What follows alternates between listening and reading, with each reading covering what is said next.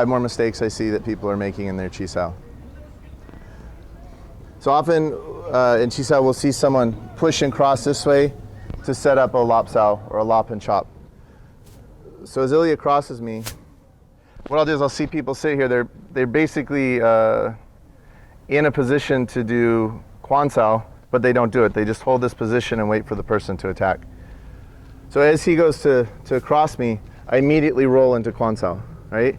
There's no waiting here. If he goes and crosses me and then he wants to hit, and then I'm supposed to try and get my hands out, that works at this distance. He crosses me and hits, and I block, and then he goes to hit me again, and I do Tonda or I do some other technique.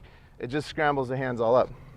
But if we're close and we're doing Chi Sao and he goes to cross me, and I immediately give way into my Quan, now I've got the outside gate. I've won in one move instead of having to flail my hands or try to get in front of his speed and his power. Another big problem I see when people roll is they use Wu and not Fook. Okay, this can be okay, but it leads to rolling and overcrossing, right? It leads to them pressing with a hard edge, and so that activates and links up all the joints, versus if you stay Fook, all the joints stay soft. So Ilya's going to give me a hard Wu here. Start with Fook. So if I pulse into him, give him a little shove while he's in Wu, see what happens to his body. Now when he's in Fook and he can absorb it, right? It's very hard for me just to move him with just a brute force press, okay? Second thing is when he's in Wu here, it's easy for me to run my hand around and hit, right? As we're rolling and I see this strong Wu, I just have to tap his elbow with my elbow, my hand's free, and then Fox Sao can hit. Or if I'm worried about him hitting me with this hand, I just cross and now I've got Lop Da, okay? Whereas if he retains in Fook, as I come around, one, it's nearly impossible to get around. But as I come around and he just kind of bites into it, it's hard, right? Even if I go fast, he can just stop me. So the Fook becomes more defensive. If I'm using the Fook, I have to worry about less attacks. So there's more things I can focus on in my own game and less worry I have to do about being attacked from his side. The other thing I see, and this goes to the Wu instead of Fook Sao, I also see people use this pig hoof position, this cow Sao, right? And if my hand's in this position, I want to be cowing, I want to be hooking out or hooking in. But the thing is if I'm in this position and he punches, it's very hard for me to stop him. Go ahead again, right? I have to, when he punches, I have to bite down, and this can disrupt our whole positioning. So now my elbow's exposed, he can cross, he can take advantage of me. Where if I use the Fook Sao, and on a slow punch, I apply a little forward pressure in, I've just deflected his punch. I have the line and he doesn't have a solid attack. So a little faster.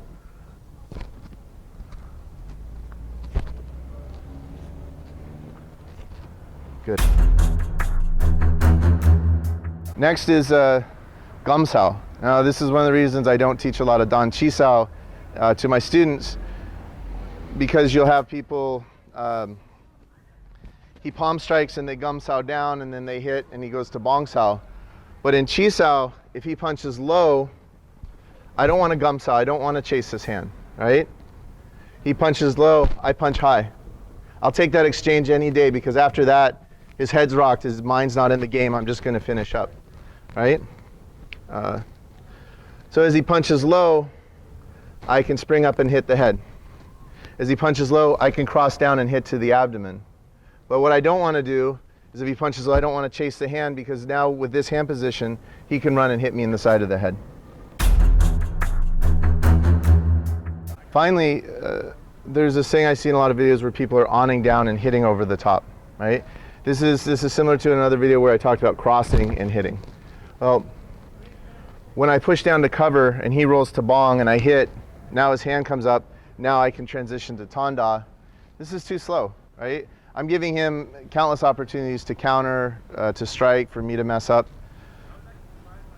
So one, if I'm going to use the on, I'm going to come in and I'm going to trap into his body and hit directly, so there's no escape, right? From here, he can't roll his Bong, he can't do a good defensive technique. So secondly, if he on, down, and hit, and I have to get up defensively, you see my timing is bad. So I'm not going to let him do that. As he starts to do it, I'm going to move through and attack, or he starts to on, I'm going to come to the outside and pin his elbow with my elbow, so I can open up the attack. 5